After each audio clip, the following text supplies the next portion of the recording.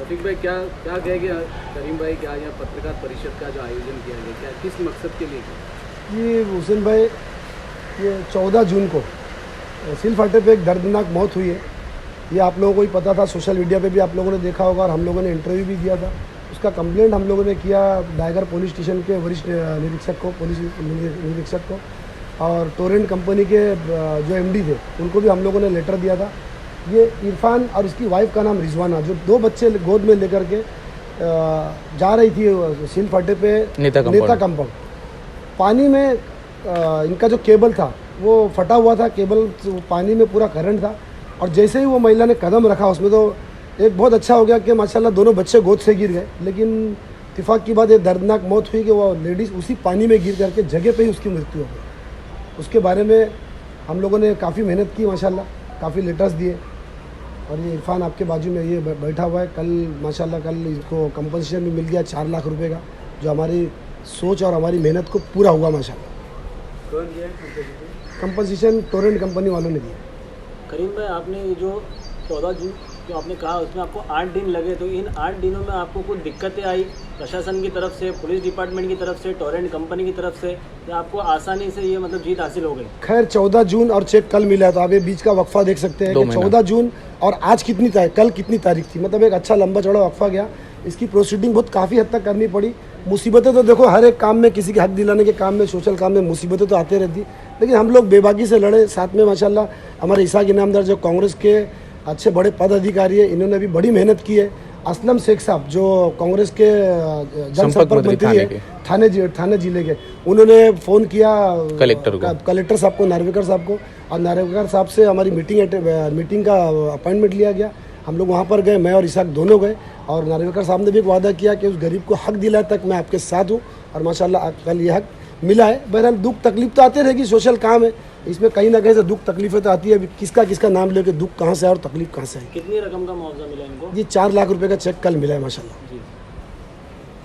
ये press conference करके मतलब क्या बताना चाह रहे थे? बताना हम ये चाहते हैं, लोगों में एक अवेयरनेस ये डालना चाहते हैं। सुबह हमारा सबसे मेन अहम मकसद ये है कि प्रेस कॉन्फ्रेंस लेने का, कि लोगों में ये जागरूकता होना ज़रूरी है कि MSCDCL हो या टोरेंट कंपनी हो या कोई भी XYZ प्राइवेट कंपनी हो, अगर उनकी लापरवाही से किसी भी गरीब की या अमीर की या किसी भी मजलूम की मौत होती है, तो लोग इसी तरीके से, जिस तरीके से हम लोगों ने प्रोसीडिंग की, जिस तरीके से हम लोग पीछे लगे रहे उनके, उस तरीके से हर लोगों का काम है। इस तरीके से गरीब का, अमीर का, सबका, अगर किसी की घर की मृत्यु होती है, किसी का एक्सीडेंट होता है, किसी की टांग जाती है, किसी की आँख जाती है, तो इसके लिए सारा समाज मिल करके एक हो करके अगर हक की लड़ाई लड़ेंगे तो नतीजा इंशाल्लाह जो मिला है वो नतीजा। करीम भाई, अभी के लिए आपने इनको मुआवजा दिला दिया, लेकिन आगे के लिए ऐसा हादसा ना हो, इस चीज़ को लेकर टोरेंट कंपनी ने आपको कुछ आश्वासन दिया या ऐसा कुछ को किया? खैर ये तो एक खुशनसीबी बोलूँ या बदनसीबी बोलूँ, इसके पहले मैं आपको बताता चलूँ कि इसके पिछली जो बरसात गई है हमारे सिल फाटे पे सेम एक ऐसे एक्सीडेंट हुआ कि ओवरहेड वायर, एक 16 साल का बच्चा नीचे से जा रहा था, ओवरहेड वायर है, आप लोग को भी नॉलेज में होगा, ओवरहेड वायर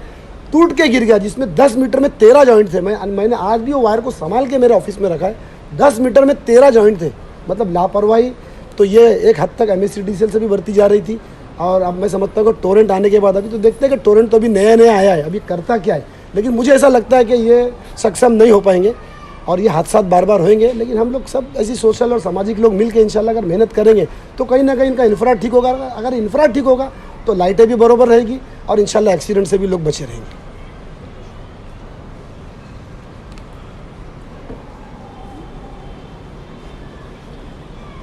मैं ये बताइए कि ये तो एक अच्छा काम आप लोगों ने किया, इसको मुआवजा दिला दिया है, लेकिन अभी पूरा मुमरा शहर परेशान है बढ़ते हुए बिल को लेकर, इस पर भी आपकी तंजीम या आप लोग कुछ कदम उठाना चाह रहे हैं? मैं आपको ये बता दूं कि जब लॉकडाउन था, मैं तो अभी फ़िलहाल गांव से आया हूं, 2 दिन ही हुआ है, मैं 1 महीना गांव चला गया था। गांव जाने के 4 दिन पहले शायद आप लोगों ने सोशल मीडिया में वो भी देखा होगा कि मैंने एक आंदोलन रखा था, लेकिन कुछ प्रेशर की वजह से और कुछ लॉकडाउन की वजह से वो आंदोलन को कैंसिल करना पड़ा। लेकिन अब ये कोविड और ये बीमारी महामारी जा रही है, अब बहुत जल्दी तैयारी होगी। अगर ये लोग अपने बिल का सिस्टम सही नहीं करेंगे तो बहुत बड़े पैमाने पे इंशाल्लाह आंदोलन होगा उत्तर भारतीय महासंघ के बैनर पे, और फिर कोई कॉम्प्रोमाइज़ नहीं होगा। अगर ये बिल को ठीक नहीं करते तो इसका हर्जाना इनको भुगतना पड़ेगा। कायदे का संवैधानिक आंदोलन होगा, बहुत कायदे प्रमाण होगा इंशाल्लाह। मतलब टोरेंट रहेगी? अब टोरेंट, हम लोग तो छोटे मोटे लोग हैं यूसुफ भाई, मैं तो आज भी बोलता हूँ कि टोरेंट को भगाया जाए। तानाशाही कंपनी में तो अभी भी ये बात बोलूँगा कि इसको भगाया जाए, लेकिन मैं नहीं समझता कि हमारे में इतनी ताकत है या मेरी संगठन में इतनी ताकत है कि मैं इस टोरेंट को भगा सकता हूँ, लेकिन ये है कि मैं अपनी आवाज़ बुलंद करता रहूँगा, मेरी संगठन अपनी आवाज़ को बुलंद करती रहेगी इस टोरेंट के खिलाफ।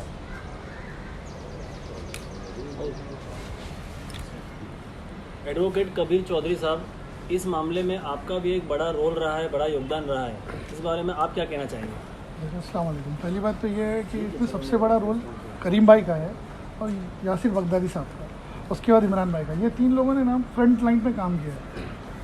रिलेटेड कंप्लेंट जिस दिन इंसिडेंट हुआ है 16 को, 18 तक कोई एफआईआर नहीं ली गई। तो हम लोगों से ये मशवरा किया गया कि उत्तर भारतीय महासंघ किया क्या जाए। तो मैंने क्या किया, टेक्निकली हम लोग चलते हैं।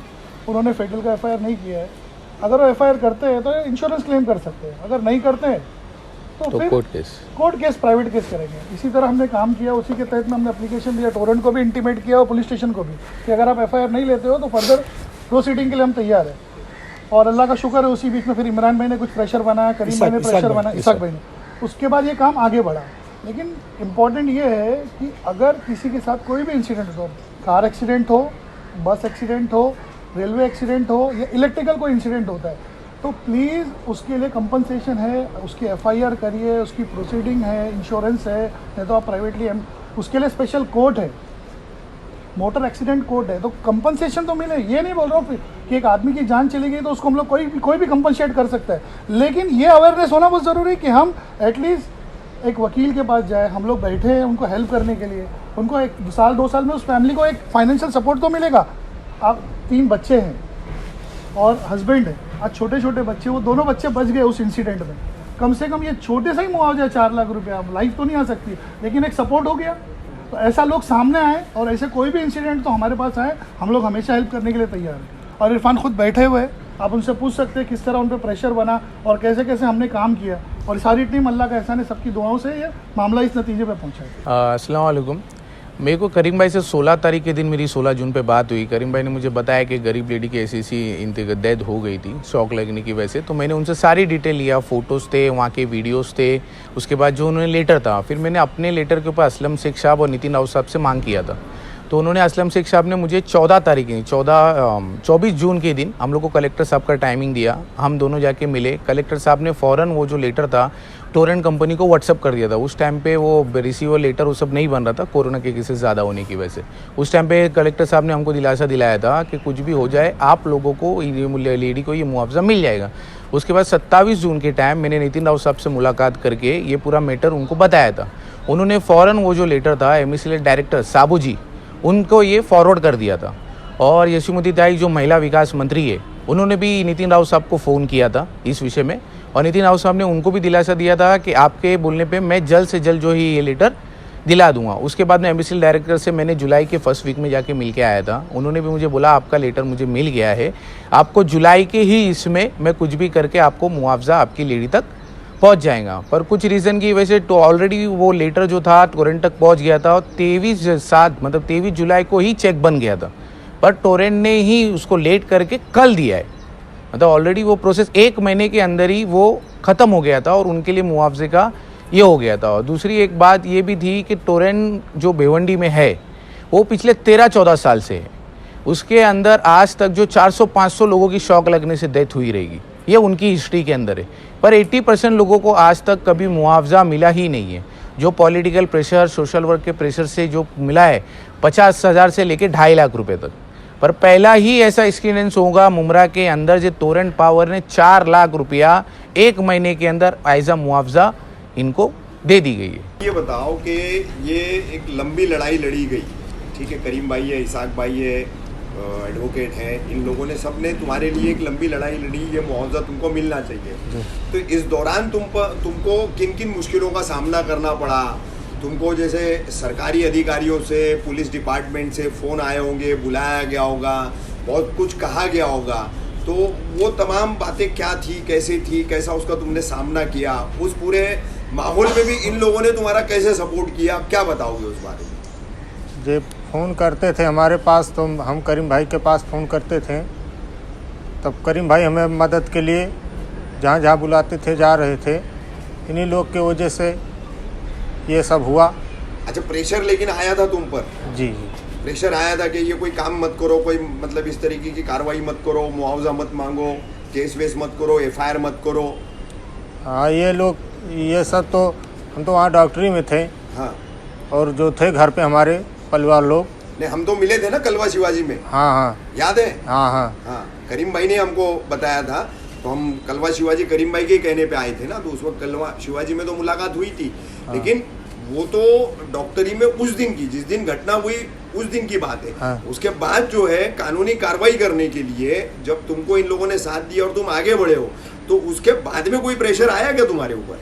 कोई धमकी नहीं। मिली आपको? धमकी मिली? नहीं, किसी ने धमकी नहीं है, ऐसा मतलब एक तरीका रहता है ना, क्यों लड़ रहा है, क्यों कर रहा है? नहीं ऐसा तो नहीं बोले थे। नहीं ना? नहीं।